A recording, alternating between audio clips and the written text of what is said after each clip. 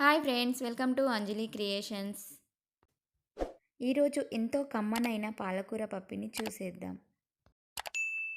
ముందుగా కుక్కర్లోకి కందిపప్పుని వేసి వాటర్ వేసి శుభ్రంగా కడగాలి.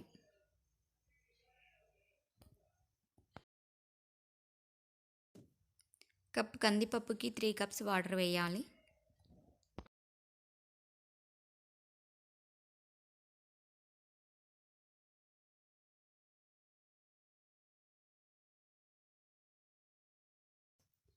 ఇప్పుడు ఇందులో టమాటా ముక్కల్ని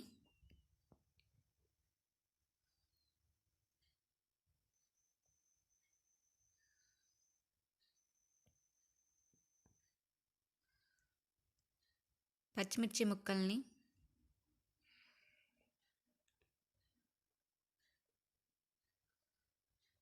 కొంచెం చింతపండు,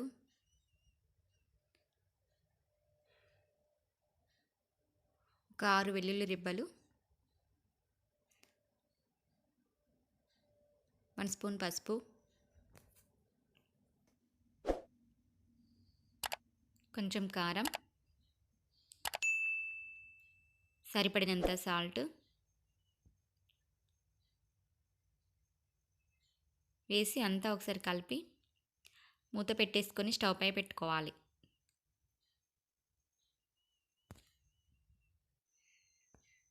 త్రీ విజిల్స్ వచ్చేంత వరకు ఉంచాలి. పాలకూరని ఇలా చిన్నగా కట్ చేసి వాటర్ తోటి శుభ్రంగా కడగాలి.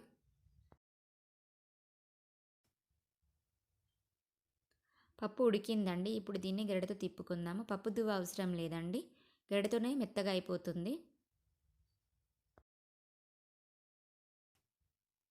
పప్పు కొంచెం చిక్కగా ఉంది కాబట్టి కొన్ని వాటర్ వేసేసుకొని జారుగా చేసుకుందాం. చూడండి, ఈ విధంగా చేసుకుంటే సరిపోతుంది. ఇప్పుడు కొంచెం కొత్తిమీర, కొంచెం వెల్లుల్లి రెమ్మలు,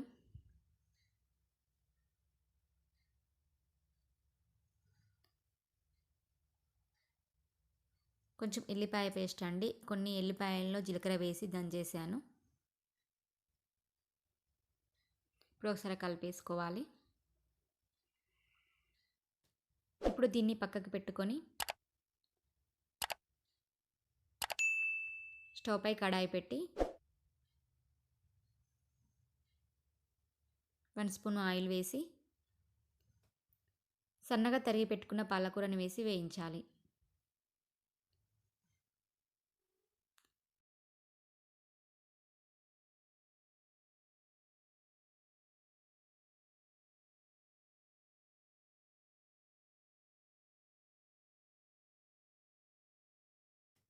పాలకూరలోని నీరంతా పోయేంత వరకు వేయించాలి.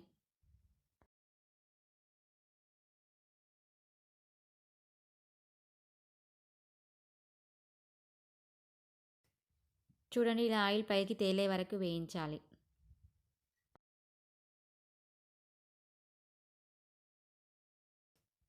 ఇప్పుడు ఈ పాలకూర ఫ్రైని పప్పులో వేసి ఒకసారి కలపాలి.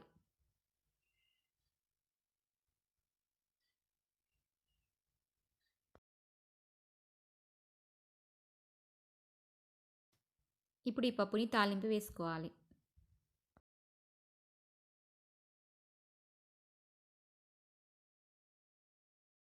ఇప్పుడు స్టవ్ పై గిన్నె పెట్టి 2 స్పూన్స్ ఆయిల్ వేయాలి.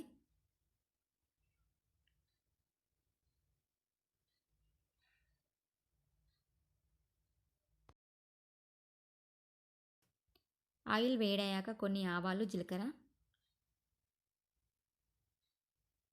వెల్లుల్లి రెబ్బలు,